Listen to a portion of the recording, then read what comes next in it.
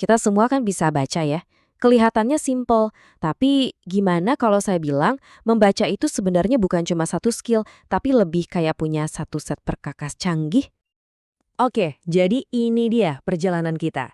Kita bakal mulai dari fondasi yang paling dasar, terus kita naik level buat nemuin ide-ide utama dengan cepat, sampai akhirnya kita jadi ahli dalam menganalisis.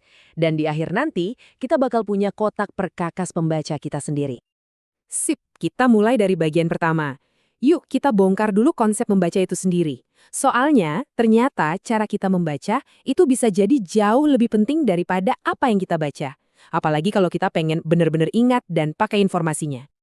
Pernah nggak sih Anda udah selesai baca satu halaman penuh, terus sadar, tunggu, tadi ini isinya apa ya? Nah, kalau pernah, tenang aja, Anda nggak sendirian kok. Ini masalah super umum. Dan hari ini kita bakal cari tahu kenapa ini bisa terjadi, dan yang paling penting, gimana cara ngatasinnya. Nah, jadi ini dia intinya. Pembaca yang efektif itu bukan berarti punya satu jurus sakti, bukan. Tapi lebih ke punya satu set kotak perkakas yang isinya macam-macam teknik. Dan yang paling penting, tahu kapan harus pakai alat yang mana untuk kerjaan yang mana. Oke, sekarang kita masuk ke bagian kedua. Yuk, kita mulai bangun fondasinya. Di sini kita bakal fokus ke skill paling dasar. Gimana caranya memahami teks secara akurat. Ini benar-benar fondasi dari segalanya. Di level fondasi ini ada dua alat utama nih. Yang pertama kita sebut membaca teliti, ini fokusnya ke presisi, ke setiap detail kecil. Terus yang kedua ada membaca pemahaman. Ini tujuannya buat nangkep gambaran besarnya, baik yang kelihatan langsung atau yang tersirat. Dua-duanya super penting, tapi dipakainya buat situasi yang beda banget. Oke, kita bedah satu-satu ya. Mulai dari membaca teliti. Anggap aja ini mode detektifnya membaca. Anda harus fokus total, super cermat. Coba bayangin pas Anda baca kontrak hukum, atau mungkin resep masakan yang rumit, atau buku manual. Di situasi kayak gitu, kan setiap kata, bahkan tanda koma aja bisa ngubah artinya. Nah, disitulah alat ini kepake.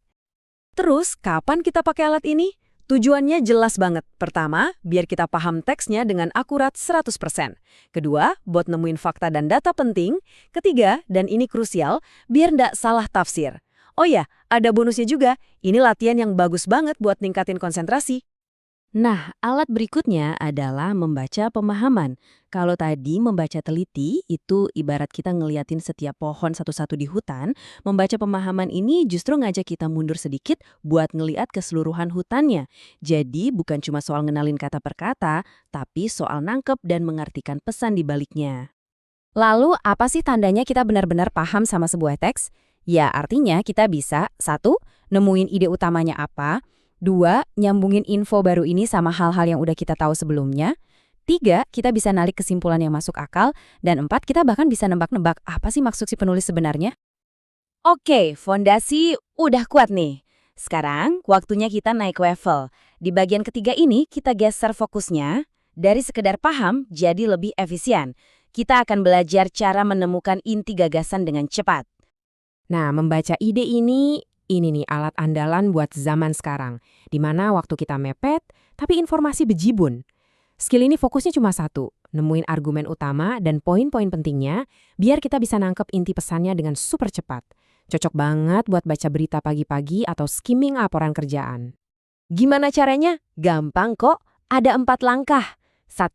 Di setiap paragraf, cari ide utamanya. 2. Pisahin ide utama itu dari detail-detail pendukung. Ini bisa di-skip dulu. 3. Coba sambungin ide-ide utama antar paragraf tadi. Dan 4. Dari situ coba deh bikin rangkuman singkat dari argumen intinya di kepala Anda. Dan sekarang kita sampai di tingkat paling tinggi, tingkat ahli. Di sini permainannya beda. Anda bukan lagi cuma penerima informasi yang pasif. Anda jadi partner diskusi yang aktif, berdialog langsung sama teksnya. Ada kutipan menarik dari Tarigan yang bilang begini, membaca kritis itu mengharuskan pembaca buat nilai, membandingkan, dan mengevaluasi isi bacaan dengan cermat. Jadi, di level ini, pertanyaannya bukan lagi sekedar apa yang dibilang teks, tapi lebih ke kenapa dan gimana cara ngomongnya. Jadi, apa itu membaca kritis? Ini artinya kita baca bukan cuma buat nyerap info, tapi buat menganalisis, menafsirkan, dan yang paling penting, menilai informasinya. Kita mulai aktif bertanya, argumennya masuk akal nggak ya? Buktinya kuat nggak? Kira-kira penulisnya punya bias tertentu nggak ya? Jadi, intinya, seorang pembaca kritis itu nggak cuma iya-iya aja sama teks. Mereka itu aktif dan analitis. Mereka juga skeptis, alias nggak gampang percaya, tapi tetap objektif. Nah, kemampuan inilah yang bikin mereka jago membedakan mana fakta, mana opini, dan bisa menilai seberapa kuat sih logika dan bukti yang ada.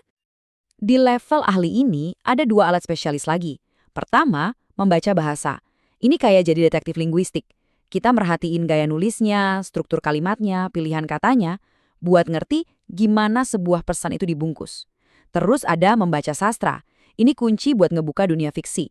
Kita jadi bisa menafsirkan alur, karakter, dan tema-tema tersembunyi di dalamnya. Oke, kita udah lihat semua peralatannya ya. Sekarang, waktunya kita kumpulin semuanya jadi satu. Kita masuk ke bagian terakhir, kotak perkakas pembaca Anda. Di sini kita akan belajar memilih alat yang pas untuk kerjaan yang pas. Cara paling gampang buat inget semua ini adalah dengan analogi kotak perkakas tadi. Logikanya simple banget, kan nggak mungkin kita pakai palu buat muter skrup ya kan? Nah, membaca juga gitu. Beda tugas, ya beda juga alat yang harus kita pakai. Jadi, ini dia rangkuman praktisnya.